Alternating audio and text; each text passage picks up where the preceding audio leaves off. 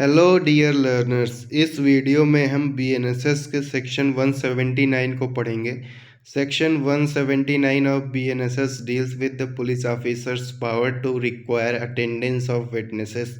इसके पहले के वीडियो में हम 178 तक पढ़ चुके हैं।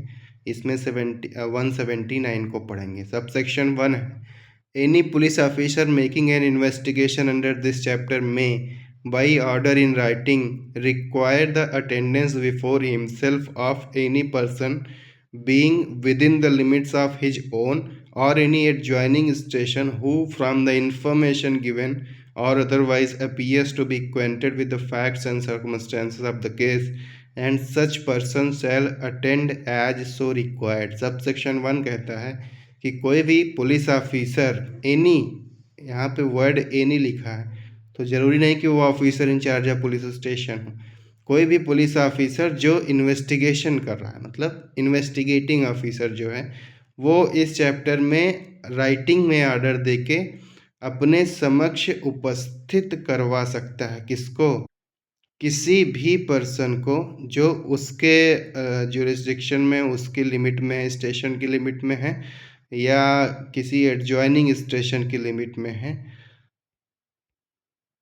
अब किसको बुलाएगा? जिसके बारे में सूचना मिली है या जो उसे लगता है कि इसको केस के फैक्ट्स और सर्कमस्टेंसेस के बारे में जानकारी है, और वो पर्सन अटेंड भी होगा। जैसा उससे रिक्वायर किया जाएगा तो वो अटेंड होगा। मतलब सबसेक्शन 1 इन्वेस्टिगेटिंग ऑफिसर को पावर दे रहा है कि जो इन्वेस्टिगेटिंग ऑफिसर है वो राइटिंग में ऑर्डर जारी करके अपने स्टेशन की लिमिट में या एडजॉइनिंग स्टेशन की लिमिट में जो भी व्यक्ति, जिस भी व्यक्ति के बारे में सूचना मिलती है कि हाँ इसको केस के फैक्ट और सर्कमस्टेंसेस की नॉलेज है उसको, या जिस व्यक्ति को लगता है, उस इन्वेस्टिगेटिंग ऑफिसर को लगता है, सूचना नहीं मिली है, उसको लगता है कि हाँ इस व्यक्ति को नॉलेज होगा, तो उसे भी रिटन में ऑर्डर जारी करके वो बुला सकता है।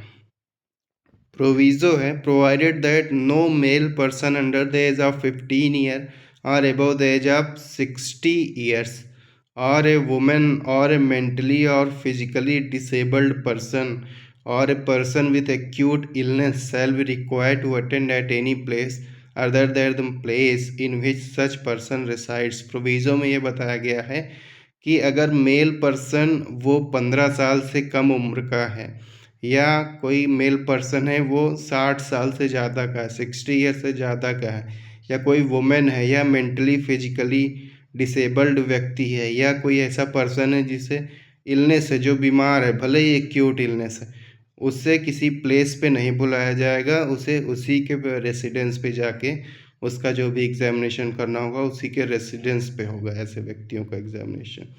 Provided further that if such person is willing to attend at police station such person may be permitted so to do.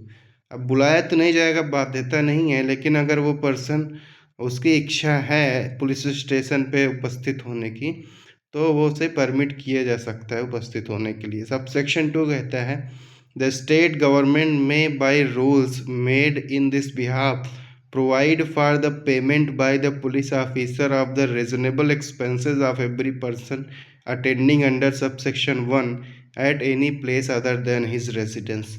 Sub section 2 कहता है कि जो स्टेट गवर्नमेंट है वो इस बिहाफ में रूल बना कर प्रोवाइड कर सकती है कि पुलिस ऑफिसर रिजनेबल एक्सपेंस देगा उस प्रत्येक व्यक्ति को जो अटेंड हो रहा है सब सेक्शन 1 में, जो ऐसे प्लेस पे अटेंड हो रहा है जो उसका रेसिडेंस नहीं है। मतलब जो स्टेट गवर्नमेंट है वो ऐसा कर सकती है, ऐसा करने के लिए बाध्य नहीं है। स्टेट गवर्नमेंट रूल्स बना सकती है इस बिहाफ में, जो रूल्स ये प्रोवाइड करेंगे कि जो पुलिस ऑफिसर है वो पेमेंट देगा उस पर्सन को जो अटेंड हो रहा है सब सेक्शन 1 में, ऐसे प्लेस पे अटेंड हो रहा है जो उसका रेसिडेंस नहीं है। अब सेक्शन 180 देखते हैं।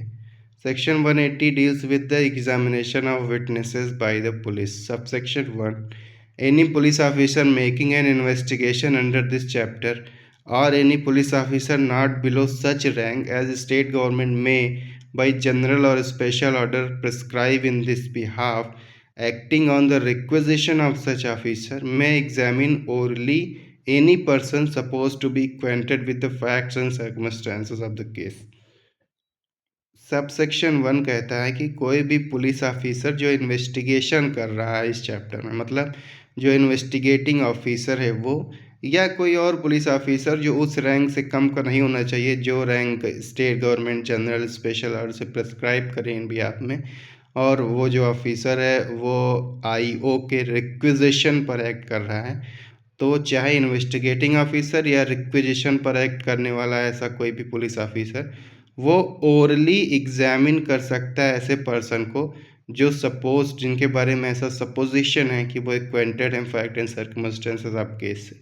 179 में हमने उनको बुला लिया जिनका एग्जामिनेशन करना है, 180 में अब एग्जामिनेशन कर रहे हैं। एग्जामिनेशन कौन करेगा? या तो इन्वेस्टिगेटिंग ऑफिसर करेगा या तो कोई ऐसा पुलिस ऑफिसर करेगा जो इन्वेस्टिगेटिंग ऑफिसर के रिक्विजिशन पे करेगा, और उसकी रैंक क्या होगी स्टेट गवर्नमेंट डिटरमाइन करेगी। तो ये लोग ओरली एग्जामिन कर सकते हैं एनी पर्सन, किसी भी पर्सन को जिसके बारे में अनुमान लगाया जा सकता है कि इसे fact and circumstances of case की जानकारी होगी। सबसेक्शन 2 है वो, such person shall be bound to answer truly all questions relating to such case put to him by such officer other than the question the answer to which would have a tendency to expose him to a criminal charge or to a penalty or forfeiture।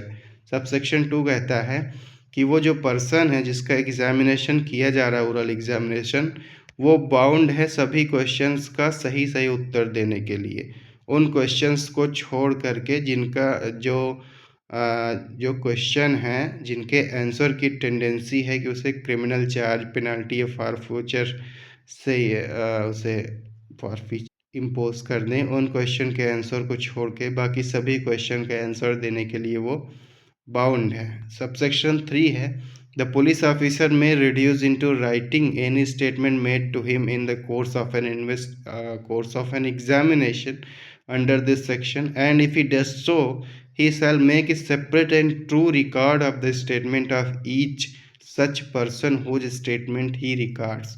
Subsection 3 कहता है कि जो police officer जो oral examination कर रहा है वो उस ओरल एग्जामिनेशन के कंटेंट को लिख सकता है,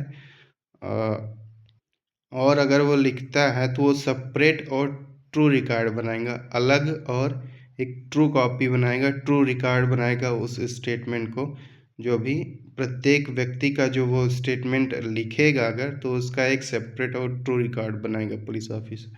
provided that the statement made under this subsection में also be recorded by audio video electronic means, मतलब स्टेटमेंट जो है जो 180 का स्टेटमेंट है वो ऑडियो वीडियो इलेक्ट्रॉनिक मीन्स से भी रिकॉर्ड किया जा सकता है।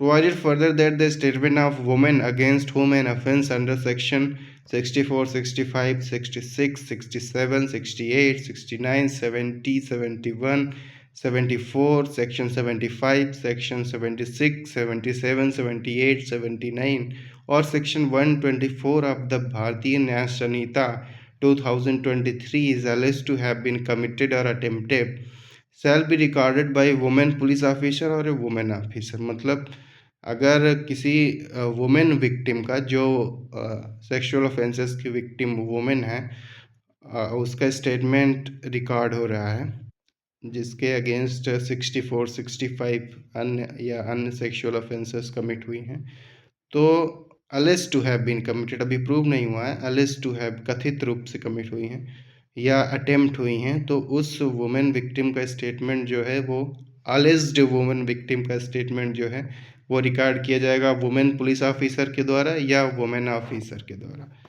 अब हम सेक्शन 181 देखेंगे। Section 181 deals with the statements to police and use thereof. Subsection 1.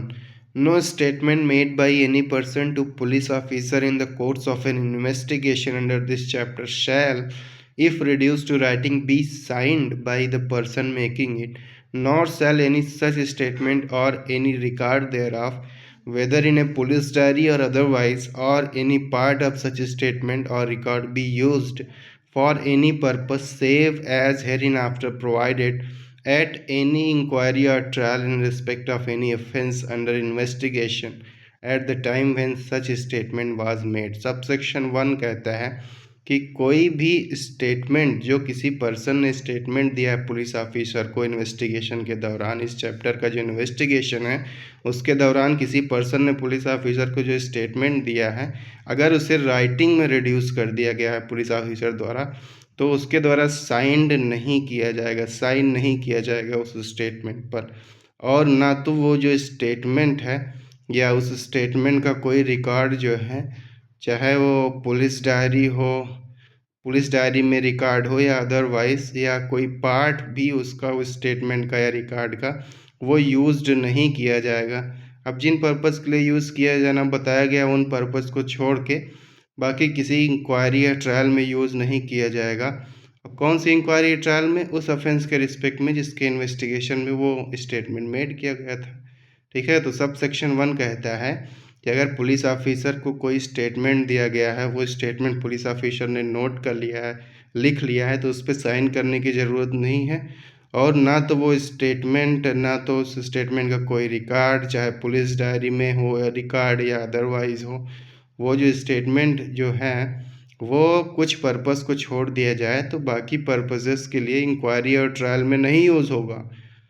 ठीक है, अब प्रोविज़ो इसका कहता है provided that where any witness is called for the prosecution ने कोई विटनेस बुलाया है, in such inquiry or trial whose statement has been reduced into writing as a falsehood, any part of which statement if duly proved may be used by the accused and with the permission of the court by the prosecution to contradict such witness in the manner provided by section 148 of Bharatiya Sakshya Adhiniyam 2023, and when any part of such a statement is so used, any part thereof may also be used in the re-examination of such witness, but for purpose only of explaining any matter referred to in his cross examination। Proviso ये कहता है कि जब एक witness को prosecution ने witness बुलाया है तो उस इंक्वायरी या ट्रायल में जिसके लिए वो प्रोसिक्यूशन ने विटनेस बुलाया है और उसका स्टेटमेंट भी राइटिंग में है, अगर उसके स्टेटमेंट का कोई भी पार्ट अगर प्रूव हो जाता है तो उसे एक्यूज्ड यूज़ कर सकता है और कोर्ट की परमिशन से उस स्टेटमेंट के पार्ट को प्रोसिक्यूशन भी यूज़ कर सकता है उस विटनेस को कॉन्ट्रडिक्ट करने के लिए, जैसा कि 148 BSA में बताया गया कैसे कॉन्ट्रडिक्ट होगा। तो एक्यूज तो यूज़ कर ही सकता है, कोर्ट की परमिशन से प्रोसिक्यूशन भी यूज़ कर सकता है कॉन्ट्रडिक्ट करने के लिए। और जब वह स्टेटमेंट इस प्रकार से यूज़ किया जाता है तो उसका कोई भी पार्ट री एग्जामिनेशन में भी, उस विटनेस के री एग्जामिनेशन में भी यूज़ हो सकता है, लेकिन वो केवल उसी पर्पज़ के लिए यूज़ होगा। किस पर्पज़ के लिए? जो मैटर क्रॉस एग्जामिनेशन में रिफर्ड है उसी पर्पज़ के लिए। इसको मैं आसान भाषा में समराइज़ कर देता हूँ। प्रोविज़ो में ये बताया गया है कि जब मान लीजिए प्रोसिक्यूशन ने किसी विटनेस को बुलाया और उस विटनेस का जो स्टेटमेंट है वो लिखित रूप में मौजूद है, तो अगर उस विटनेस का स्टेटमेंट का कुछ भाग प्रूव हो जाता है, ड्यूली प्रूव हो जाता है, सत्य सिद्ध हो जाता है, प्रूव हो जाता है, prove with in the meaning of evidence है, सॉरी BSA, तो वो जो स्टेटमेंट का जो भाग प्रूव्ड हुआ है उसे यूज़ किया जा सकता है एक्यूज्ड के द्वारा, और कोर्ट अगर परमिट कर दे तो प्रोसिक्यूशन भी यूज़ कर सकता है उस विटनेस को कॉन्ट्राडिक्ट करने के लिए। कॉन्ट्राडिक्ट कैसे करेगा? 148 BSA में बताया गया। और जब कोई भी पार्ट यूज़ होता है उस स्टेटमेंट का, तो वो जो स्टेटमेंट है उसका री एग्जामिनेशन में भी यूज़ हो सकता है, लेकिन केवल उसी पर्पज़ के लिए री एग्जामिनेशन में यूज़ होगा। किस पर्पज़ के लिए? जो क्रॉस एग्जामिनेशन में मैटर रिफर्ड है उसको एक्सप्लेन करने के लिए यूज़ होगा री एग्जामिनेशन में, बस। अब सब सेक्शन 2 है, nothing in this section shall be deemed to apply to any statement falling within the provision of clause A of section 26 of Bharatiya Sakshya Adhiniyam 2023 or to affect the provision of proviso to subsection 2 of section 23 of that अधिनियम। Subsection 2 कहता है, ये basically BSA के 2 provision को save कर रहा है, मतलब ये सबसेक्शन 2 में बताया गया है कि सबसेक्शन 1 या ये पूरा सेक्शन 181 जो है वो अप्लाई नहीं होगा किसी ऐसे स्टेटमेंट पर जो statement with in the provision of section 26 class ए या BSA में है, या ये जो सेक्शन है वो अफेक्ट नहीं करेगा प्रोविज़न ऑफ जो प्रोविज़ो हैं। कौन सी प्रोविज़ो? सेक्शन 23 सब सेक्शन 2 के जो प्रोविज़ो हैं BSA के, उनको इफ़ेक्ट नहीं करेगा। मतलब दो प्रोविज़न्स को सेव किया गया है इस सेक्शन 181 से। पहला प्रोविज़न जो है वो सेक्शन 26 क्लॉज ए BSA, दूसरा सेक्शन 23 सब सेक्शन 2 BSA। ये 26 में तो डाइंग डिक्लेरेशन है, ठीक है। एक्सप्लेनेशन है an omission to state a fact or circumstance in the statement referred to in subsection 1 may amount to contradiction if the same appear to be significant and otherwise relevant having regard to the context in which such omission occurs, and whether any omission amounts to contradiction in a particular context shall be a question of fact। Explanation में ये बताया गया है कि अगर मान लीजिए statement कोई व्यक्ति दे रहा है और उसने कोई फैक्ट वो नहीं स्टेट किया, किसी फैक्ट के बारे में उसने जानकारी नहीं दी, स्टेटमेंट में ओमिट कर दिया, फैक्ट या सर्कमस्टेंसेस के बारे में जानकारी नहीं दी स्टेटमेंट में, तो ये कॉन्ट्रडिक्शन हो सकता है अगर वो फैक्ट सिग्निफिकेंट था और अदरवाइज रिलेवेंट था उस कॉन्टेक्स्ट में जिसमें उसने ओमिट कर दिया बताने से। अब चाहे वो ओमिशन कॉन्ट्रडिक्शन है, मतलब क्या कोई ओमिशन कंट्राडिक्शन होगा या कंट्राडिक्शन नहीं होगा, ये फैक्ट का क्वेश्चन है। This is question of fact. तो एक्सप्लेनेशन हमें ये बताता है कि अगर कोई व्यक्ति स्टेटमेंट दे रहा है पुलिस को और उसने कोई बात, कोई तथ्य या कोई सर्कमस्टेंस, कोई फैक्ट या सर्कमस्टेंस बताने से ओमिट कर दिया, उसने नहीं बताया, और बाद में ऐसा प्रूव हुआ कि वो फैक्ट या सर्कमस्टेंस तो सिग्निफिकेंट थी या रिलेवेंट थी उस कॉन्टेक्स्ट में, तो ये जो उसने ओमिशन किया है ये ओमिशन कंट्राडिक्शन माना जा सकता है। लेकिन क्या कोई ओमिशन कंट्राडिक्शन माना जाएगा कि नहीं माना जाएगा, this is a question of fact. अब section 182, this is the last section of this video. Section 182 deals with no inducement to be offered. ये बेसिकली बात करता है कि कोई इंड्यूसमेंट ऑफर नहीं किया जाएगा। सबसेक्शन 1 है नो पुलिस ऑफिसर और other person in authority shall offer or make or cause to be offered or made any such inducement, threat or promise as is mentioned in section 22 of the भारतीय साक्ष्य अधिनियम 2023। Subsection 1 कहता है कि कोई भी police officer या other person जो भी अथॉरिटी में है वो ऑफर नहीं करेगा, ठीक है, या ना तो ऑफर करेगा ना ऑफर करवाएगा किसी भी प्रकार का प्रलोभन, इंड्यूसमेंट, किसी प्रकार की धमकी या प्रॉमिस नहीं देगा, जैसा कि इंड्यूसमेंट, थ्रेट और प्रॉमिस मेंशन्ड है BSA के सेक्शन 22 में। सबसेक्शन 2 है बट नो पुलिस ऑफिसर और other person shall prevent by any caution और otherwise any person from making in the course of any investigation under this chapter any statement which he may be disposed to make of his own free will। Subsection 2 कहता है, subsection 1 में तो ये कह दिया कि statement किसी inducement, threat या प्रॉमिस से नहीं लिया जाएगा। सबसेक्शन 2 कह रहा है कि कोई भी पुलिस ऑफिसर या अदर पर्सन रोकेगा नहीं या किसी प्रकार की चेतावनी नहीं देगा ऐसे पर्सन को जो कोर्स ऑफ इन्वेस्टिगेशन के दौरान इस चैप्टर में वो अपनी स्वतंत्र इच्छा से अगर कोई स्टेटमेंट देना चाह रहा है तो उसे रोकेगा भी नहीं और चेतावनी भी नहीं देगा। Provided that nothing in this subsection shall affect the provision of subsection 4 of section 183। मतलब 183 में जो मजिस्ट्रेट कन्फेशन या स्टेटमेंट रिकॉर्ड करता है वो तो चेतावनी देता है कि ये आपके खिलाफ एविडेंस के रूप में यूज़ किया जा सकता है। तो ये जो सबसेक्शन 2 182 के सबसेक्शन 2 में बात की जा रही है वो उसे इफ़ेक्ट नहीं करेगा, वो मजिस्ट्रेट वो तो कॉशन देगा ही, ठीक है। So that's all about section 182. So this is enough for this video. Please like, share and subscribe. Thank you.